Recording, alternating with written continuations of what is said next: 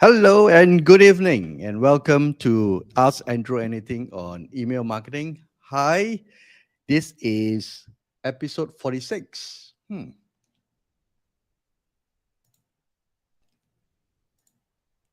Kevin, hi, good evening. Thanks for joining. So, um, what I do is I appear live or I go live every Wednesday on 9 p.m. or at 9 p.m. The idea is to help you answer questions on anything related to email marketing. And for any from those of you who are new to me, a quick introduction. My name is Andrew. There you go. And I'm called the email guy. And what I do is still need to do a switcher.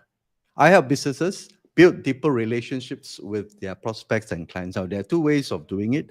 One is by using cold email outreach, and that's basically for B2B customers or B2B clients.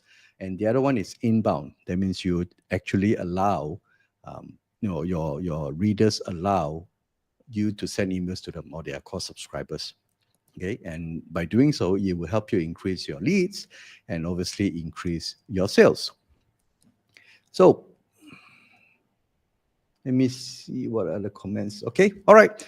So that's what I do. So let's go. Let's not waste time. The first question of the night. This is from Ito, and he's asking: every email marketer discourages buying list, but in one of your AMA, ask me anything or ask Sandra anything. Sessions you shared about B2B data providers. What gives? Ito, great question. Um, there are generally two types of data that's available. So, or there are two types of targets. So let me change this to white. So you have B2B or businesses.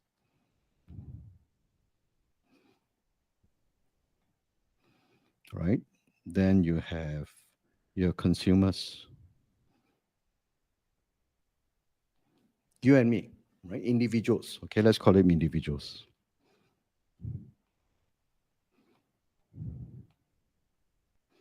There are two differences. There are several differences. One, the information is mostly public because they are doing business. I mean, why would company give you, most of you, if you are the executives or C level or decision making level group, you get name cards, and your name cards is for you to distribute out to people during your networking sessions. Okay, so information generally is public because you can mine them from LinkedIn and all those things. Here, for consumer, it's all private data, right? You have your private emails, you have your mobile numbers and all those things. In most cases, you would be very careful about sharing it.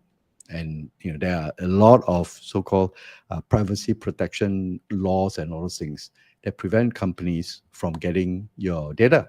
Okay, and here you're using company email, or most what they do, they list out is publicly is company emails. So these are the key differences. Okay, now when I was talking about, like Ito was referencing to one of the session, for B2B, they are what I call data providers. Companies like ZoomInfo, even Apollo, for example. These companies, what they do is they will go around the internet or any other sources to compile this data. And mostly the service is sold on a subscription basis, so that it allows them to update and change the data as and when, because people change jobs or people change titles and all those things.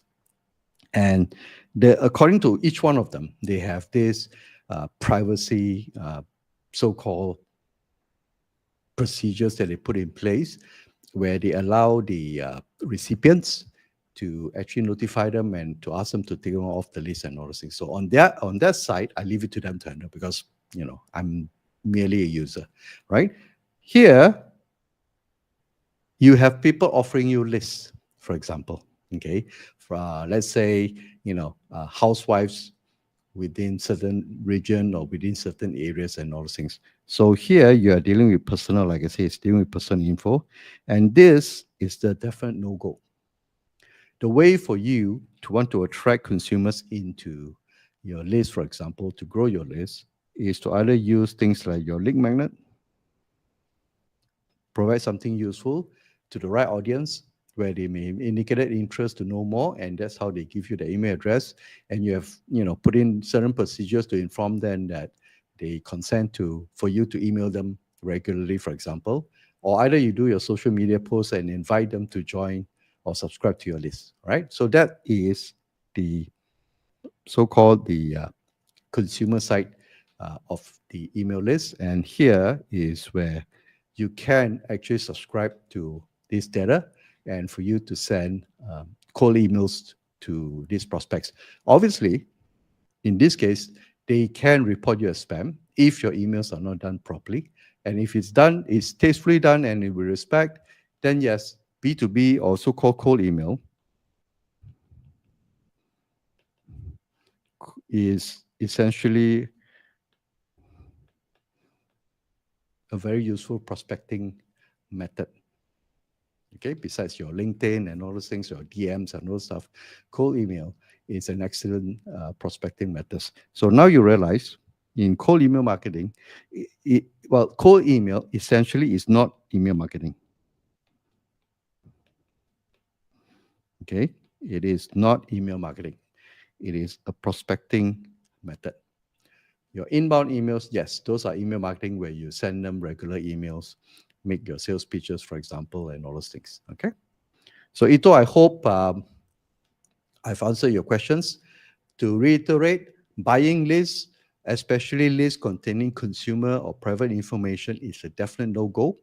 Your ESPs will block you, and you could land yourself in trouble legally. For B2B, it is, I won't say a gray area, but B2B is accepted in the sense that their information is publicly available on their LinkedIn. They want to be contacted. They're in business. Okay. The question now is the method that you use to contact or get in touch with them.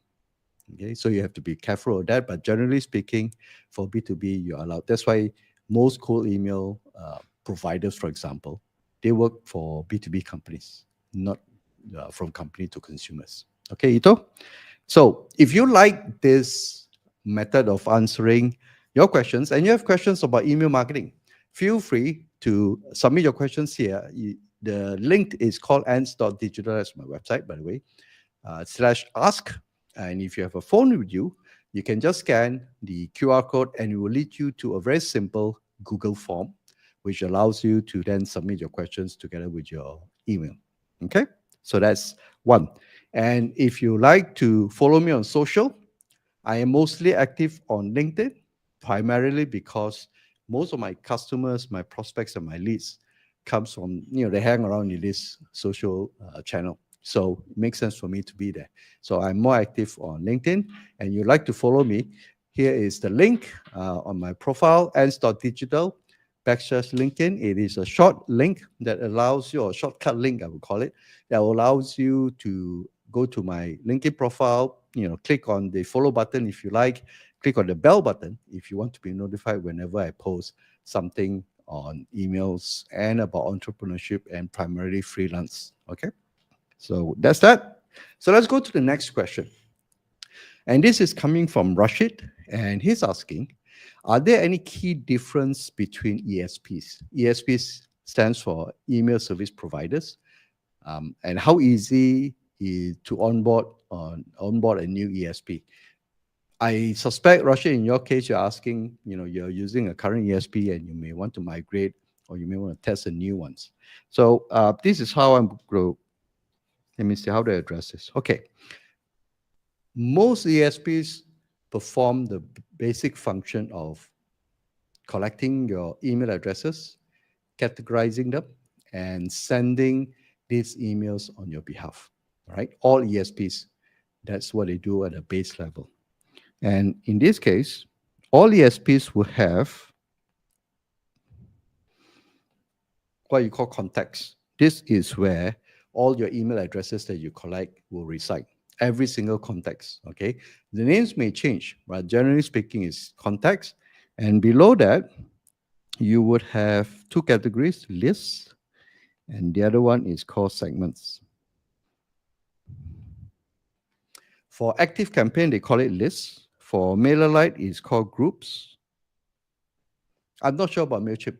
I haven't been using MailChimp, but there is a category of a subcategory below context where you put them into different interests, for example. That's why it's called lists or groups. So you can, one particular contact may appear in multiple lists. Then you have segments. Now, segments is almost like a filter within your group itself or within your list itself. You may have certain interests or sub-interests. For example, let's say those who are interested in dogs, those who are interested in cats, or those who are interested in something else, wherever it is, as pets. So you have the list called pet owners, right? And below the subset of pet owners, then you have dogs, cats, and whatever pets you may want to have. Then this is what you call segments, and you filter coming from your list, and the list basically comes from your context. So that's one thing. The second thing is most of them now would have landing pages,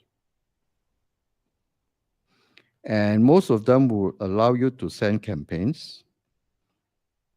That means if you want to type something out now and you want to send to a group of people now, you can actually set up a campaign to do it. And there is automation. So there are two: campaigns and automation.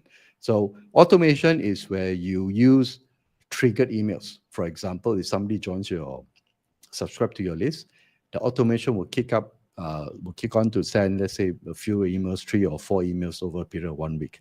And it's the same irrespective at what time the subscriber joins your list.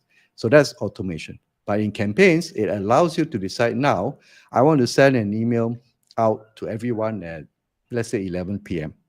Or maybe I want to schedule it to be sent out at 9 a.m. tomorrow. So that's what called campaigns, which I will get to decide what time, who to send, and obviously the content.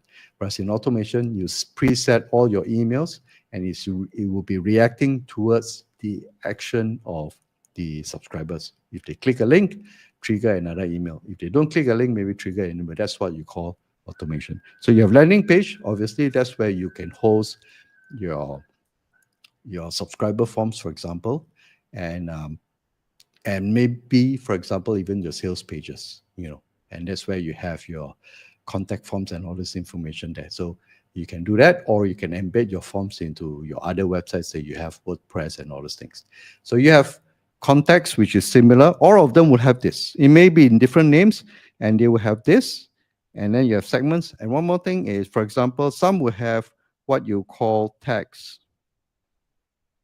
Okay, so these are additional labels that you can apply to a particular subscriber, for example. So MailerLite, they use groups, they don't have tags. Active campaigns, they have tags on top of lists. So it depends. So there's a minor differentiation in the way of the flexibility that they use, allow you to categorize or label your users or your subscribers. Then there are, for example, and if I'm not mistaken, I think Active Campaign has that. These are slightly larger set of ESPs where they provide stuff like CRMs. And like Keep, for example, you can actually do membership site, right? And you can do, what else? You can do CRM, you can do membership sites. Generally, these are slightly bigger than your traditional. MailChimp even have this as well now. MailChimp has grown to here, this level already. So it gets a bit bloated. But if you want an all-in-one solution where you can build landing pages, you can have your CRM, so you can do membership page. Even ClickFunnels has an email component as well. So you can actually, if you sign up for ClickFunnels, you can do your funnels, obviously, and you can also do your emails on ClickFunnels. So these are slightly bigger. And what else do you have? Then you have the e-commerce ones. right? Those that I know or I've used before is Omnisend and Claire. How do I spell that?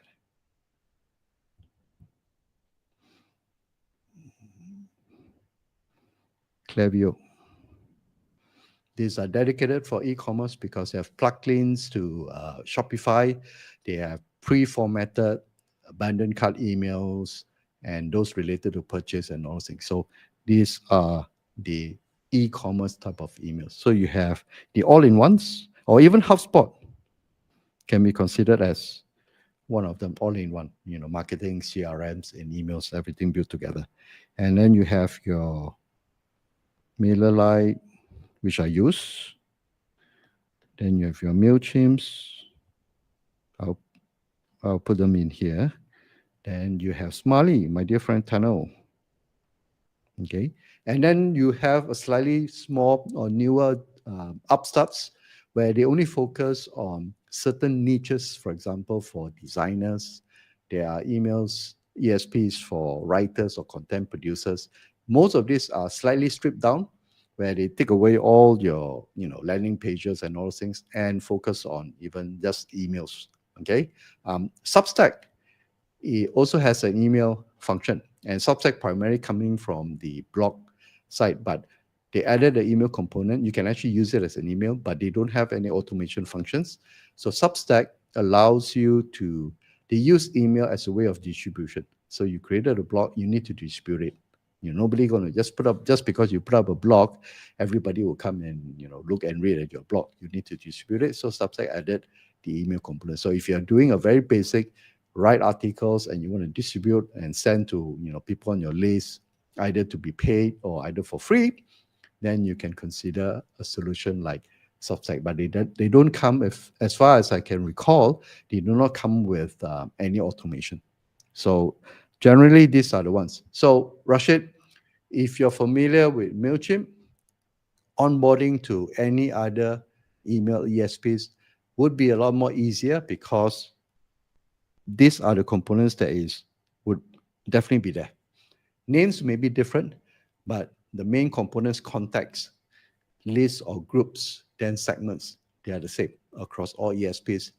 All ESPs may provide or will provide landing pages, forms, same stuff, right? And the only difference is if you want to go high up to a CRM level and all-in-one provider, so you look at Keeps or even FT Campaign. And if it's e-commerce, just consider these two. They are good enough. They're purposely built or purpose-built for e-commerce businesses. And, ESPs like MailerLite and all things is great for you to collect emails, send emails, and do some automation for it. That's good enough. Okay? So, Rashid, I hope I've answered your questions. Onboarding should be very straightforward and for you to go. All right? So, last one is, if you find all this rather overwhelming, and I won't blame you because 2 years plus ago, yes, I found that overwhelming, and you will still like to do email marketing, or you want to use cold email to outreach and get new prospects, for example, or leads, then I have a set of done for you services. There are a few of them, from stuff like getting your deliverability set up, for example, setting up your basic emails or managing your email list, for example, or managing your email marketing.